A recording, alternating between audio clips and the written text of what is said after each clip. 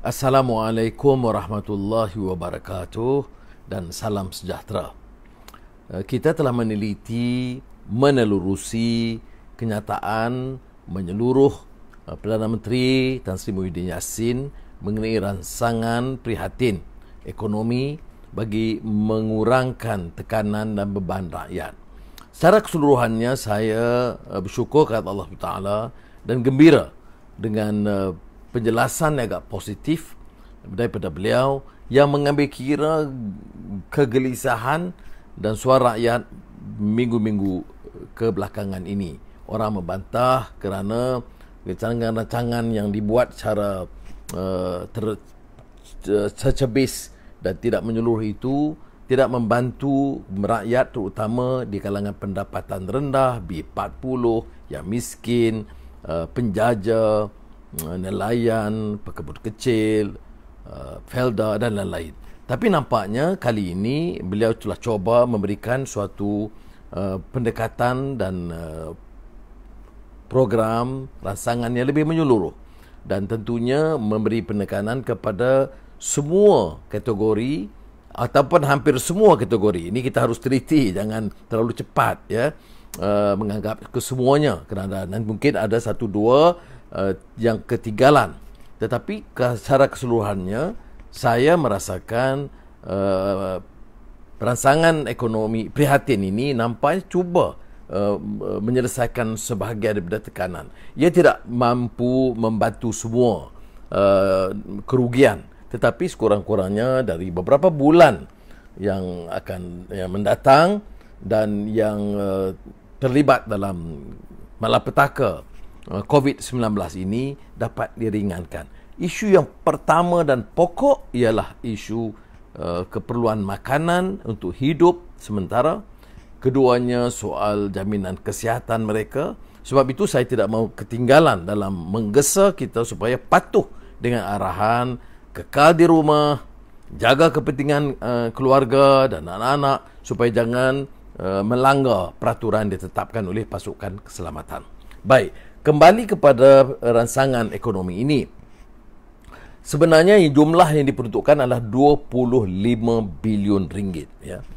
Yang 100 bilion itu dia terkait dengan program kemudahan oleh sistem perbankan, takaful, insurans dan diberikan unjuran untuk membayar balik tanpa tekanan faedah tambahan atau compound. Tapi kena ingat ya, sementara 100 bilion lebih ini tanggungjawab bank, tetapi kadar faedah masih dikenakan. Dan ini saya anggap satu kelemahan besar.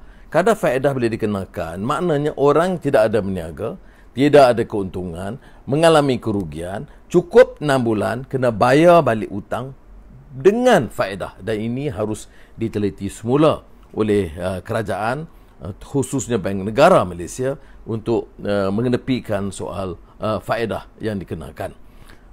Jadi saya anggap untuk petani, untuk nelayan, untuk pekebun kecil, untuk B40, untuk siswa, mahasiswa, untuk utama pasukan keselamatan dan kesihatan yang terlibat secara langsung dalam usaha memerangi atau baris yang ke depan masalah ini. Ini saya sokong sepenuhnya supaya kita nampak benar-benar prihatin membantu mereka.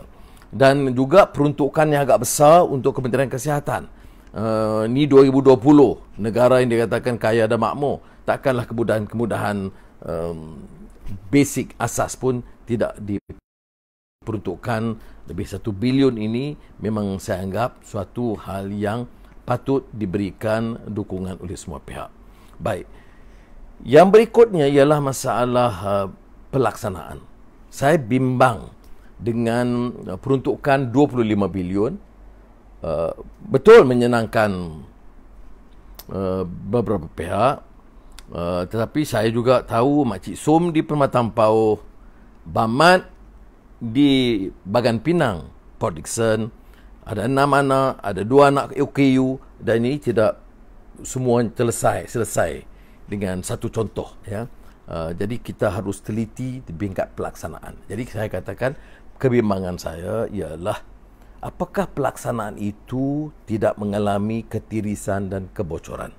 Ini yang pertama. Kita dengar 25 bilion, semuanya senang, semuanya beri sokongan, termasuk saya. Tetapi dengan pengalaman kita mengajar kita bahawa masalahnya, seperti mana pepatah Inggeris, the devil is in the details.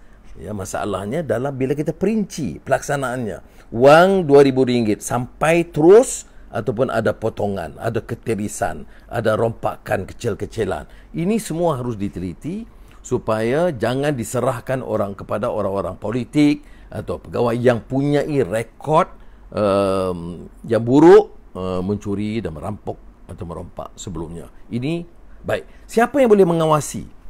Di negara demokratik, Korea, dan sekini akan Jepun, Australia, dia serahkan juga rancangan ini dibahaskan di parlimen dan diawasi supaya ada pertanggungjawaban. Belanjawan kita dah kemukakan. Tetapi sekarang ini bila ditambah 25 bilion, dari mana sumbernya, bagaimana boleh bayar hutang, bagaimana boleh diperinci tahap pelaksanaan berkesan, saya syorkan supaya Perdana Menteri memberikan pertimbangan yang serius, memberikan ruang kepada semua pihak untuk membahas dan memberikan sokongan dengan maksud memperbaiki supaya Mak Gayah ke, Mak Som ke, Bang Mat ke dapat benar-benar jaminan peruntukan yang dijanjikan dan kemudian dapat diangkat semula tahap pertumbuhan ekonomi. Kerana 6 bulan boleh. Kalau selepasnya tidak ada negara yang boleh bertahan untuk senantiasa membelanja tanpa pendapatan bertambah. Oleh itu saya ulangi keperluan diberikan ruang untuk anggota parlimen bahas dan saya ingin memberi jaminan kepada Perdana Menteri dan kerajaan walaupun yang disebut oleh Perdana Menteri kerajaan yang tidak dipilih oleh rakyat, tetapi saya ingin bagi jaminan kita akan berikan kerjasama, kita akan berikan sokongan supaya rancangan ekonomi ini berkesan dan tidak ada ketirisan dan di samping itu memberikan keyakinan supaya ekonomi dapat dibangunkan dengan lebih rancak semula dalam tempoh yang tidak lama dari sekarang.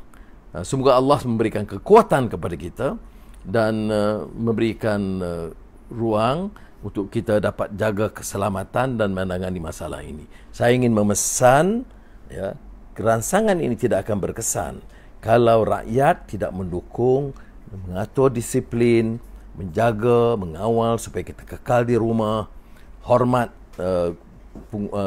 kuasa baik di pasukan keselamatan, polis dan tentera dan juga di hospital untuk yang membantu kita keseluruhannya. Terima kasih. Wassalamualaikum warahmatullahi wabarakatuh.